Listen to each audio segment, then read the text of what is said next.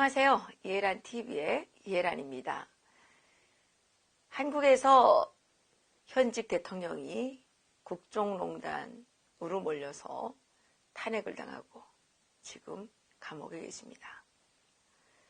그리고 그 현직 대통령을 국정농단 죄로 몰아서 탄핵시키고 감옥에 잡아놓은 그 세력 또한 지금 국정농단을 엄청 많이 저지르고 있는 거죠. 최근에 지난 10월 4일이죠. 14 선언 11주기를 기념한다고 하면서 대한민국의 160명의 민간인 방북단이 평양을 방문했는데, 그때에 민간 항공기가 없는 것도 아닌데 민간 항공기를 타고 온 것이 아니라 공군 비행기를 타고 다녀왔습니다. 민간인이 이렇게 마음대로 공군 비행기를 막 타고 다녀도 되는 것인지 되묻고 싶습니다. 그러면 북한에는 이런 국정농단 사건이 없느냐? 여기도 있다고 합니다.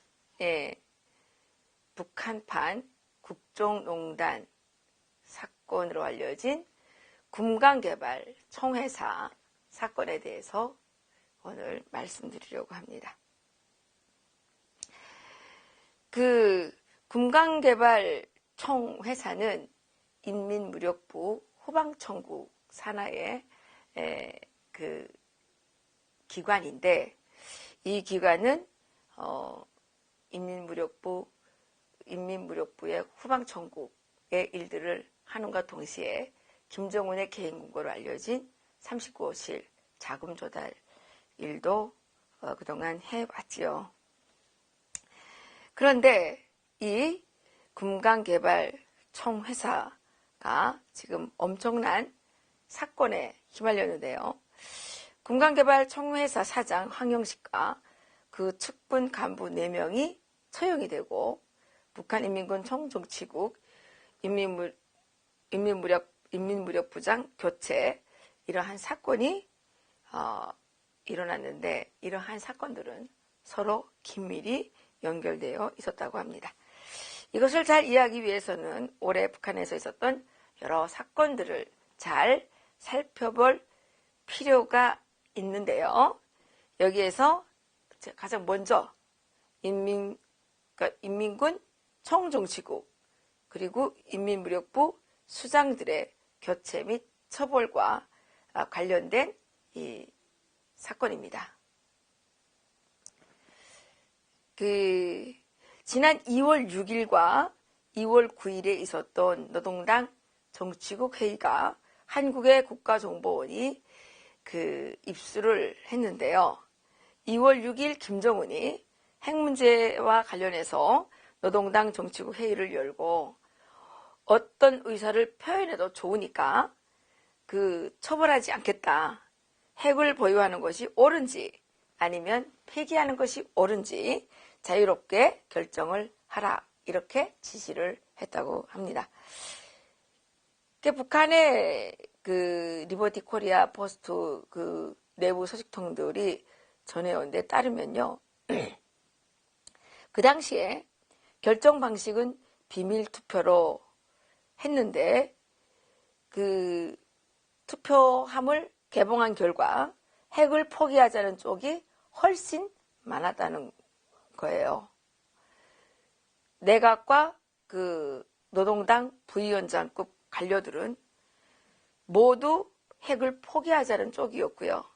인민무력부 간부들만이 이제 핵을 보유하자는 쪽에 표를 던졌다는 거죠. 이건 소식통의 추측입니다. 예, 인민군 쪽은 인민무력부 간부들은 다 핵을 포기하면 안 된다, 이쪽으로 표를 던지고, 내각과 노동당 간부들은 주로 민간인들이죠. 이 민간인들은 핵을 포기하는 것이 좋겠다, 이렇게 이제 표를 던졌다는 게 이 소식통들이 이제 추측입니다.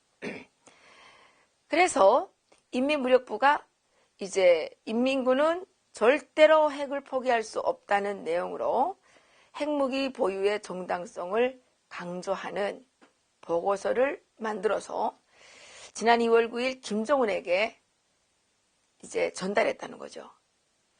그런데 이 보고서를 전달받은 김정은은 즉각 노동당 정치국 회의를 다시 소집하고 당에서 결정된 내용인데 인민무력부가 반기를 드는 것이 말이 되냐 이러면서 몹시 화를 냈고 핵 문제는 이미 결정이 났기 때문에 누구도 반박하지 말라 이렇게 했다는 것이죠.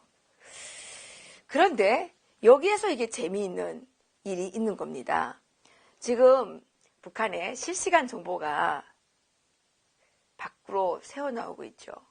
그래서 김정은이가 정치국에서 회의를 하게 되면 그 내용이 실시간으로 한국은 물론이고 미국과 여러 국제사회에 이렇게 이제 그 정보기관들이 다 입수를 하게 되죠.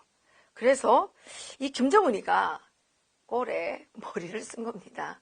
이 내용이 외부로 전달되기를 바래서 이렇게 했다는 거죠. 예, 김정은의 그 계획대로 한국의 국가정보원이 이것을 즉각 파악하고 문재인 대통령에게 보고를 했다는 거죠. 그래서 그 문재인 정부가 미국과 일본을 돌면서 북한이 핵을 포기할 의사를 가지고 있는 것이 확실하다. 이렇게 하면서 그것을 증명하는 문건으로 들고 다닌 것이 그 김정은이가 2월 9일에 정치국 회의를 소집해서 한 내용이 아니냐는 거죠. 북한 전문가들은 당시에 인민무력부가 핵 보유를 고집한 문서를 놓고 김정은이 군부 강경파들을 제거할 구실을 만들었다고 보고 있는데요. 하지만 이것은 억측일 뿐입니다. 한국과 다른 나라 정보기관들을 속이려고 김정은이가 위장전술을 구사했다는 거죠. 김정은이 직접 처벌하지 않겠으니까 자유롭게 의사를 표현하라 이렇게 했는데 반론을 제기했다고 간부들을 마음대로 처벌할 수가 없기 때문이죠. 만약 북한이 정말 그렇게 수령 중심의 무지막지한 사회라고 해도 북한의 간부들이 이러한 그 무지막지한 일에 대해서는 절대로 그냥 넘어갈 수가 없다는 거죠. 그리고 수백 명이나 되는 노동당 정치국 위원들을 놓고 핵 문제를 논의한다면 그 내용이 외국의 정보기관에 즉시 보고된다는 것을 김정은이 모를 리가 없고 또 노동당 정치국 회의 녹음 파일을 한국의 정보기관이 입수하고 있는 것으로 김정은이 파악을 하고 있다는 거죠. 따라서 핵 문제와 관련된 내용은 북한에서 매우 민감한 내용인데 김정은이가 집권 초기에 핵과 미사일에 반대했다는 구실로 인민군 총참모장 이용호를 숙청한 바 있고 그렇게 해놓고 이제 와서 핵을 포기하겠다라고 하게 되면 북한 내부에서 아주 큰 논란이 있을 수 있는 거 아니겠습니까? 그래서 이 문제 때문에 김정은은 군부의 강경파들을 숙청하게 되면 오히려 더 많은 적을 만들게 되기 때문에 절대로 그렇게 할 수가 없다는 거죠. 한마디로 말해서 지난 2월 6일과 9일에 있었던 노동당 정치국 회의를 구실로 김정은은 북한 군부 강경파를 숙청했다는 그 북한 전문가들의 주장이 북한 내부를 잘 모르는 데서 비롯됐다. 이렇게 말씀을 드릴 수가 있겠습니다. 그리고 만약 현 한국 정부가 당시 노동당 정치국 회의의 내용을 가지고 북한이 핵을 포기하려고 한다고 짐작을 했다면 이것 또한 심각한 오류라는 거죠. 당시 아까 말씀드린 것처럼 당시에 노동당 정치국 회의는 외부에 그 내용이 알려지기를 바라서 그 주변 정보기관들을 기만하기 위한 하나의 쇼일 뿐이었다는 거죠. 그런데 어떻게 했습니까? 대한민국의 국정원장, 대통령, 안보실장, 이런 사람들이 서류를 들고 올리뛰고 내리뛰고 하면서 김정은한테 가서 받아쓰기 하고 오고 그것도 받아쓰기 한 거를 들고 가서 트럼프 대통령을 꼬셔서 6.12 정상회담 만들고 지금 핵을 포기했다. 김정은은 한 번도 핵을 포기한다는 말을 안 했는데 계속 비핵화, 한반도 비핵화라는 그것을 들고 올라갔다 내려갔다 하면서 지금 엄청난 광대극을 벌이고 있는 거죠. 그러면 이제 여기에서 우리가 이걸 의심해 봐야 되겠죠. 김정은이가 과연 인민군 수장들을 교체했느냐. 북한이 인민군 수장들을 교체한 시기를 우리가 주시해 볼 필요가 있는데요. 북한이 인민무력부장을 교체한 시기는 지난 5월 17일입니다. 5월 17일에 있었던 당중앙군사위원회 확대회의에서 군 수장들이 줄줄이 해임, 철직, 처형당했죠. 이 회의에서 군간개발총회사 사장이었던 황영식과 그의 측근들 4명, 인민무력부 후방청국 간부 4명이 처형됐고 또 숙청된 것으로 이제 알려져 있었죠. 그리고 이 사건에 대한 연대적인 책임으로 인민군 총정치부와 인민군 총참모부와 인민군 총참모부 산하의 보위부, 인민군 총참모장, 인민무력부장 모두가 해임, 철직되었습니다. 이 사건을 제대로 파악하기 위해서는 북한 당국이 올해 2월부터 시작한 비사회주의 및 반사회주의 검열을 들여다볼 필요가 있는데요. 북한이 그동안은 이제 비사회주의라는 표현을 주로 써왔죠. 그런데 올해 들어서 북한은 비사회주의라는 표현을 넘어 반사회주의라는 표현을 쓰고 있는데 바로 그 시기가 2월 초에 시작이 됐다는 거죠. 그 당시에 검열을 진행한 게 있는데요. 2월 초에 시작해서 4월 말에 마무리를 한 검열이었습니다. 이 검열에는 김일성 보위대학 학생들이 다 학생들로 구성이 되었고요. 이 국가보위성 검열 서조가 되어서 이 검열을 집행했다는 거죠. 그리고 말씀드렸다시피 반사회주의라는 표현을 처음으로 등장시켰습니다. 서식통들은 이런 얘기를 합니다. 반사회주의라는 표현을 처음으로 꺼내든 기관은 바로 인민군 총정치국 산하의 인민군 보위부라고 하면서 2008년부터 북한의 사법기관들은 해마다 1월 초가 되면 100일 전투를 이제 벌였는데 그게 어떤 100일 전투냐면요. 김일성 생일이 4월 15일이죠. 그러니까 1월 초부터 4월 15일까지 100일 동안 바로 비사회주의 척결을 위한 전투를 해왔던 겁니다. 그러나 올해는 2월 초부터 국가보위성이 주도를 해서 중산층들을 타깃으로 하는 매우 강도 높은 검열이 시작되었는데, 검열이 언제 끝난다는 기약도 없이 시작을 했다는 거죠. 저희 리버티 코리아 포스트가 지난 3월에 북한의 포고령을 보도한 적이 있죠. 북한에서 돈주, 그 다음에 유통 네트워크 뭐 이런 것들을 다 제한하고 몰수하는 그런 포고문을 내린 적이 있었죠. 그래서 이제 올해 2월 초부터 시작된 이 검열이 사실은 2017년 말 국가보위성과 인민보안성, 인민군보위부가 비사회주의 척결을 위한 100일 전투 계획 보고서를 김정은에게 보고하면서 시작이 되었는데요.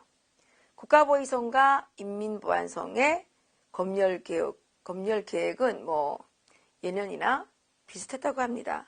그러나 인민군보위부가 작성한 보고서는 매우 심각했다는데요. 인민군보위부는 북한의 중산층들이 군 지휘관들을 통해서 인민군 후방물자들을 빼돌리고 있는 실태, 또한 중산층들로 하여 북한 내부의 자본주의, 황색문화, 그리고 비사회주의와 반사회주의를 퍼뜨려서 주민들의 이 정신이 이제 비사회주의와 반사회주의 그리고 자본주의 황색문화에 만연되어 있다고 폭로했다고 합니다. 그리고 비사회주의는 옷차림이나 개인 영업소를 차리고 장사를 하는 행위로 규정을 했는데요. 그리고 반사회주의는 불법 휴대전화, 그리고 불법 영상물, 성매매업소와 같은 태폐적인 사상문화를 끌어들이는 대상들로서 중산층들을 표적으로 했다고 합니다. 다시 말하면 비사회주의에 속하는 그 유형은 이 옷차림이 뭐 좀 난해하다든가 또 개인 영업소를 차리고 장사를 한다든가 이런 행위들이 해당되는 거고요.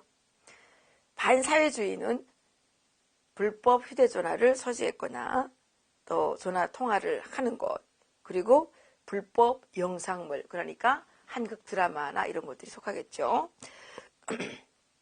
불법 영상물, 또 성매매 업소와 같은 태폐적인 사상문화를 이제 퍼뜨리는 이런 대상들인데, 이런 대상들이 아마 주로 중산층들이 속해 있는 것 같습니다. 리버티 코리아 포스트가 지난 6월 초였나요? 그때가 북한에서 직접 제작해서 폭로한 폭로 영상을 한번 방송한 적이 있죠. 이게 이제 거기에 해당되는 내용들입니다. 그래서 보고서의 이 내용을 보게 되면 김정은에게 너무나도 충격적이었다는 겁니다. 김정은은 해당 보고서를 국가보위상과 인민보안상에게 보내면서 어떻게 보고서의 내용이 이렇게 다를 수가 있느냐, 이렇게 하면서 몹시 화를 냈다고 합니다. 그리고 비사회주의, 반사회주의 척결을 위한 과제를 담당 기관들인 국가보위성과 인민보안성에 내렸다는 거죠. 그래서 북한에서 이제 5월 달에 다 검열 그룹파들이 내려갔다고 저희 리버티 코리아 포스트가 보도를 했고, 이해란 TV에서도 방송을 한 바 있죠.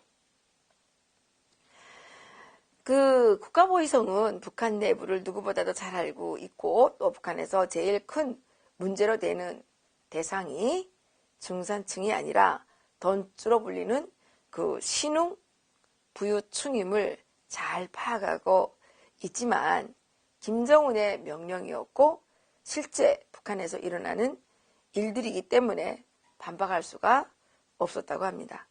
그래서 2월 초부터 시작된 비사회주의 및 반사회주의 척결을 위한 검열은 던주들은 전혀 손을 대지 못한 채 그냥 자기 스스로 밥술이나 뜰 수 있는 중산층들을 모조리 파탄시키는, 모조리 때려 부수는 그런 검열이 된 것이죠. 그래서 저희들이 보도한 바 있잖아요. 그 일부 신의주 또 청진 이런 평양 이런 지역들에서 자살 사태가 속출했죠. 그러다 보니까 북한의 민심이 극도로 악화됐겠죠. 국가보위성과 인민보안성은 검열과 동시에 이번 검열로 인한 민심 동향을 면밀히 주시했고 북한에서 중산층들을 없애면 어떤 부작용이 일어나는지를 설명하는 보고서를 또다시 작성해서 3월 중순경 김정은에게 보고를 했다고 합니다. 특히 국가보위성은 이번 검열에서 문제로 되는 던주들을 하나도 손을 벌 수 없었음을 심각하게 지적했다고 하는데요. 보고서를 읽어본 김정은은 아주 크게 분노를 했다고 하네요. 김정은은 즉각 호위사령부 보위부를 동원해서 인민군 보위부가 해당 보고서를 작성한 경위를 조사하게 했다고 합니다. 그리고 조사 결과를 보고받고 김정은은 아주 경악을 금치 못했다는 거죠. 면밀히 조사를 한 후 김정은은 5월 17일 당중앙군사위원회 확대회의를 열고 북한 인민군 수장들과 금강개발총회사 간부들을 철저히 처형하도록 지시를 한 거죠.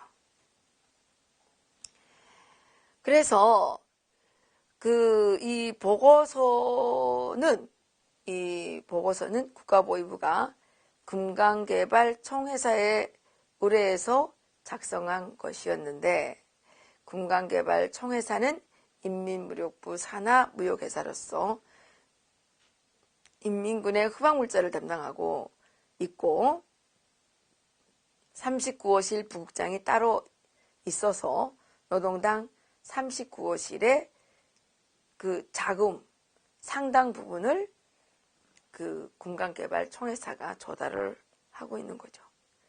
금강개발총회사는 북한에서 장거리 버스와 휘발유 그리고 액화가스를 독점하고 있는 회사인데요.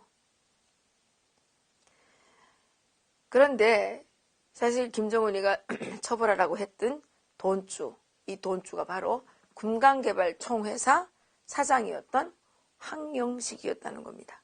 이 황영식은 북한에서 아주 한다하는 돈주였는데 그런 금강개발총회사의 중산층이 큰 골칫거리였다는 거죠. 그러니까 이게 이제 기득권들끼리 또 싸움이 난 겁니다. 다시 말씀드리면 경쟁이 일어나는데요. 승합차를 가지고 있는 그 중산층들이 장거리 그 버스 운임보다 더 싼 가격으로 손님들을 실어 날랐다는 겁니다. 그러니까 금강개발총회사가 버스회사를 독점하고 휘발유, 액화가스를 독점하고 있기 때문에 그 장거리 운행하는 이 사람들을 실어 나르면서 돈을 벌어들이고 있었는데 이 중산층들이 승합차를 구입을 해서 버스 운임보다 싼 가격으로 손님들을 서비스를 한 거죠. 그리고 버스는 해당 구간에만 정차할 수 있지만 이 승합차는 아무 곳에나 세울 수가 있고요. 그리고 손님들을 태우고 가는 도중에 손님들이 좀 화장실도 가고 싶고 그럴 거 아니겠습니까? 근데 버스는 그렇게 못한다는 거죠. 그러니까 이 개인들이 운영하는 승합차가 손님들에게 더 인기가 많았겠죠.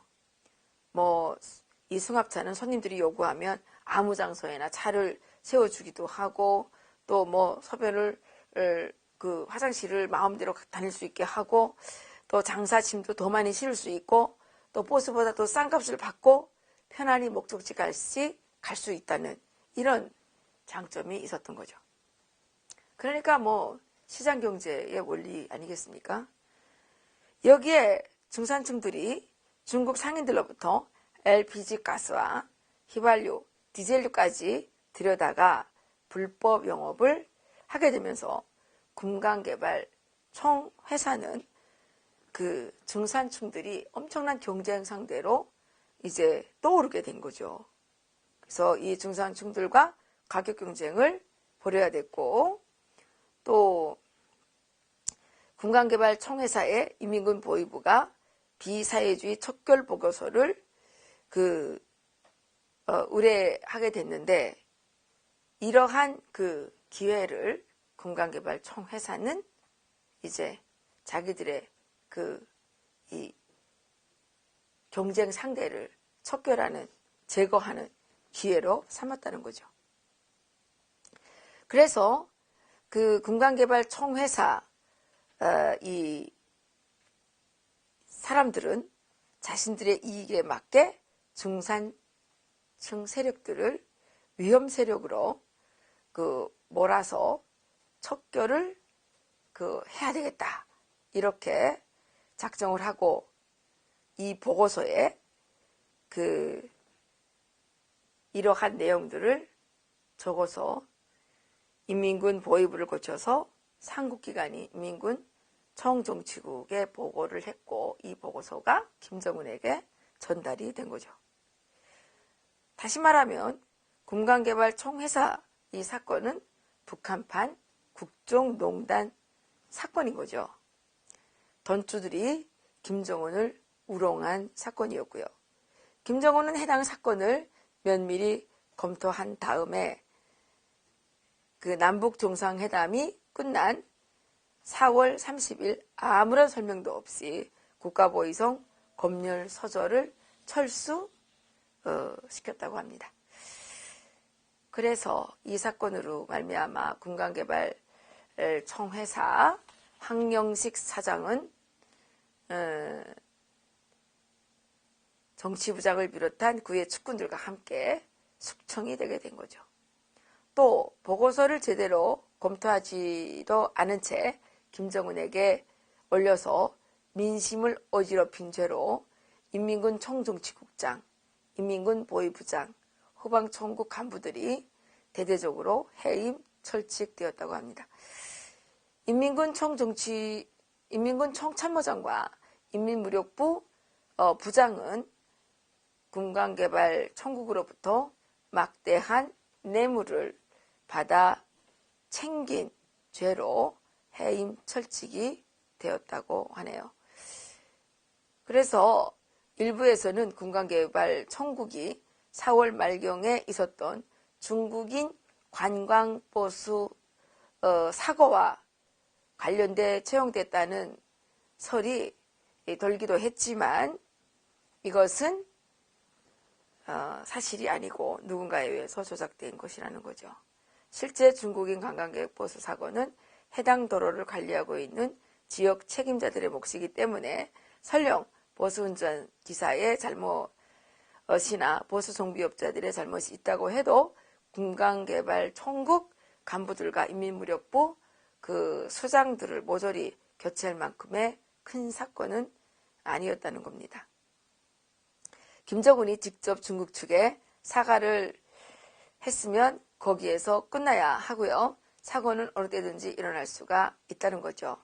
북한의 고위 간부들, 실제 노동당 통전부장이었고 비서였던 김양곤도 김정은이 집권한 후에 자동차 사고로 사망했고, 그런 일로 김정은이 북한 간부들을 마구 처형한다면 북한이 지금까지 존재할 수가 없었겠죠. 북한에서 간부들의 숙청이나 처형은 고위급 간부들도 수긍할 만큼 죄가 확실하고 클 때에만 집행이 됩니다. 그러기 위해서 죄가 부족할 때는 많이 뒤집어 씌우는 거죠. 만약 김정은이 자기 마음대로 간부들을 마구 처형한다면 아무리 공포 정치가 두렵다고 해도 북한의 간부들이 저항을 할 것이고, 북한에서 고위 간부들의 그 처형은 북한의 고위층들도 심각하고 처형이 불가피하다고 느낄 만한 죄가 있을 때에만 집행한다고 알려져 있는 것이죠. 중국 관광객들을 태운 버스와 같은 일로 고위 간부들을 마구 숙청하지는 않을 것이라는 것이 북한의 소식통들의 그 이야기입니다. 어쨌든 지금 대한민국은 김정은이 벌인 그 쇼에 넘어가서 자신들뿐만 아니라 미국의 트럼프 대통령까지도 지금 속여 넘긴 거죠. 이 속여 넘긴 이 죄를 이제 어떻게 다 씻을지 정말 모르겠습니다. 어쨌든 지금 트럼프 대통령은 문재인 정권이 제시한 김정은의 쇼 서류를 통해서 김정은이 핵을 포기할 것이라는 가정하에 여러 가지 전략적 선택들을 했었던 거죠. 그런데 그 결과가 어떻게 되어 있습니까? 지금 강경화 장관이 국회에서 의사소체를 해제할 수도 있다라고 이제 답변을 하자 트럼프 대통령이 벌컥 화를 냈죠. 한국은 미국의 승인 없이 아무것도 하지 않을 것이다. 이렇게 이제 얘기를 해서 지금 국내에서 이 문제가 아주 심각해지고 있는데요. 오늘발 동아일보 기사를 보니까 미국의 재무부가 평양 선언 직후에 우리나라의 운행들 7곳을 직접 접촉을 해서 너무 앞서가지 마라 뭐 이런 단속을 했다고 하는데요. 실질적으로 이제 지금 한국 정부가 상당히 의심받을 만한 일들을 많이 했죠. 저희들이 그 전에 보도한 적이 있는데 북한에서 작년에 대대적으로 비트코인을 이제 북한이 훔쳐다가 현금화를 한 것 같다라는 이야기를 한 적이 있는데요. 실제 북한의 사이버 해커들이 김정은으로부터 엄청난 포상을 받은 바도 있었죠. 그런데 여기에 대한민국의 은행들이 관련되어 있다면 큰 문제가 아니겠습니까? 도널드 트럼프 미 행정부의 대북 금융 제재를 총괄하는 재무부 핵심 관계자가 지난달 남북정상의 평양 공동선언 발표 직후에 국내 은행들을 접촉해서 북한과 관련된 사업들에 대해서 문의를 했다고 하죠. 그리고 대북 제재 이행 상황을 집중적으로 파악을 했다고 하는데요. 지금 농협이 금강산 지점을 재개하고 있죠. 그리고 우리나라의 이제 우리은행이라든가 또 산업은행 뭐 이런 은행들이 지금 대북 사업을 좀 하고 있는 것으로 알려져 있는데 이번 재무부 회의에서 농협이 검토 중인 금강산 지점 재개 추진 상황이 어떠냐, 또 개성공단과 금강산 관광 재개 관련 이슈들을 이 재무부 고위 관계자가 집중적으로 문의를 했다고 합니다. 그리고 한국은행들이 미국의 대북 제재가 완화되기 전에 너무 앞서가면 안 된다는 취지로 여러 차례 말을 했다고 하네요. 그래서 은행 담당자들은 미국 측에 진행 중인 모든 사업은 미국의 독자 제재나 유엔 대북 제재의 틀 안에서 진행 중이다. 앞으로 준수하겠다. 이렇게 이제 말을 했다고 하는데요. 그런데 저희들이 보기에 좀 그렇지 않은 측면이 상당히 많죠.